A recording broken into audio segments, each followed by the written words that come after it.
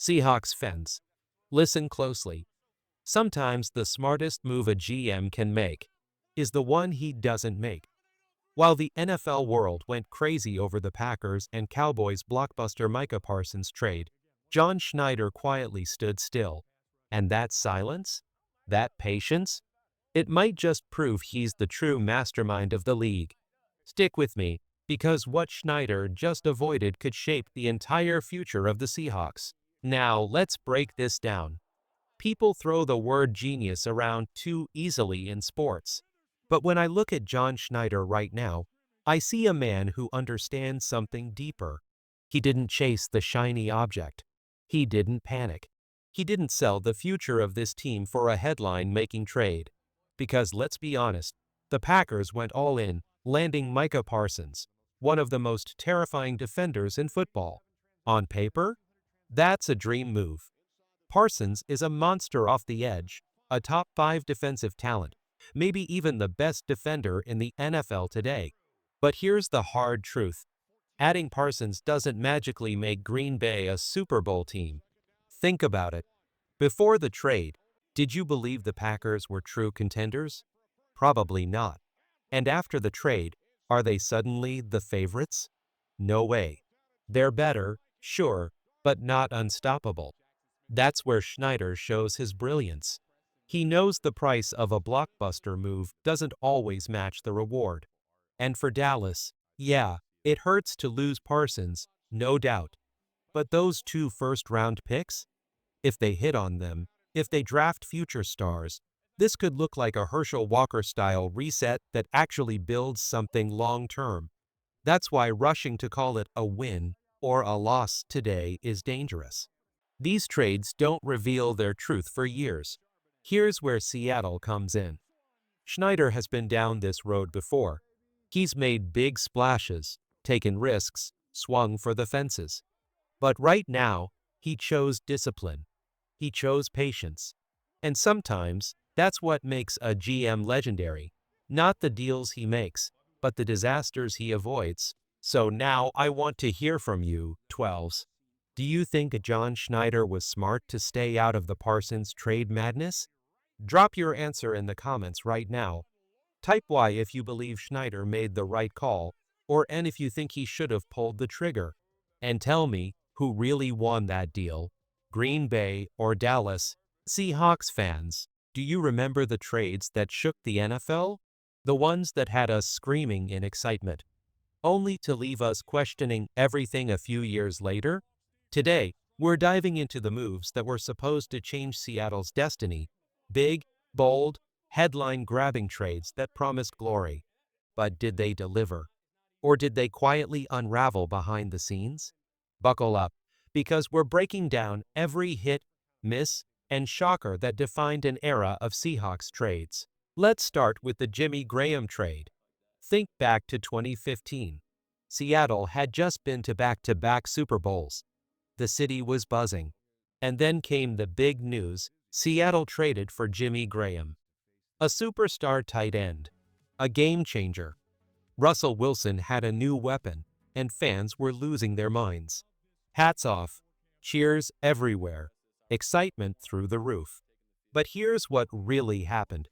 Seattle gave up a lot to get him. They traded their starting center, Max Unger. Yes, he had some injury issues, but he was the heart and soul of the offensive line. And they also gave up a first-round pick. In return, they got a 4th-round pick and Jimmy Graham. On paper, it looked like a dream move. But when you look at it closely, it's a tie at best. Jimmy Graham had a couple of good years. He caught passes. He made plays. He was explosive sometimes. But Seattle was a team that loved to run the ball, and Jimmy didn't love to block. Why? Because Jimmy came from basketball. At the University of Miami, he wasn't a contact guy, and that showed on the field. Blocking wasn't his game. And there's another thing. Seattle traded for him after his peak. He gave a couple of strong seasons, then slowly declined. Meanwhile, Max Unger had been a rock.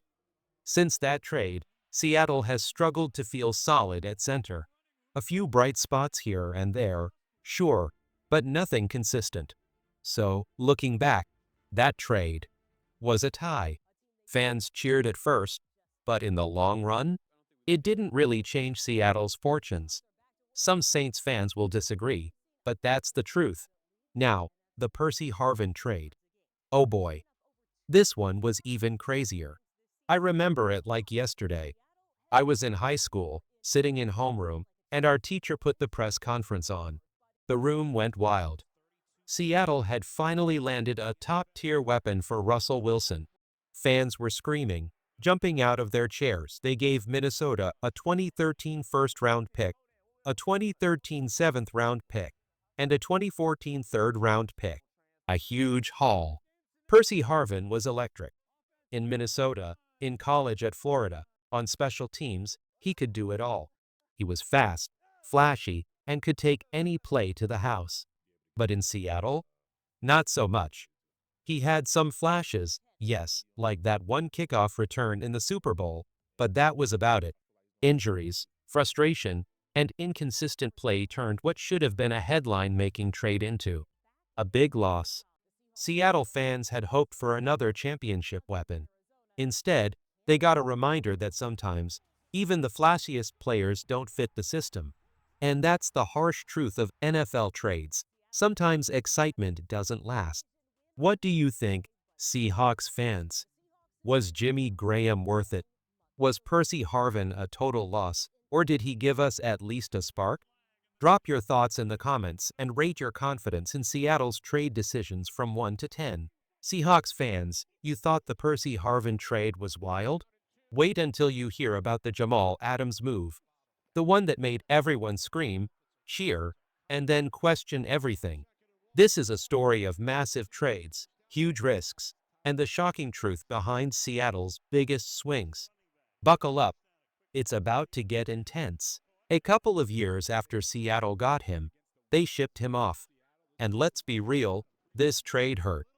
Seattle gave up a first-round pick, a third-round pick, and a seventh-round pick.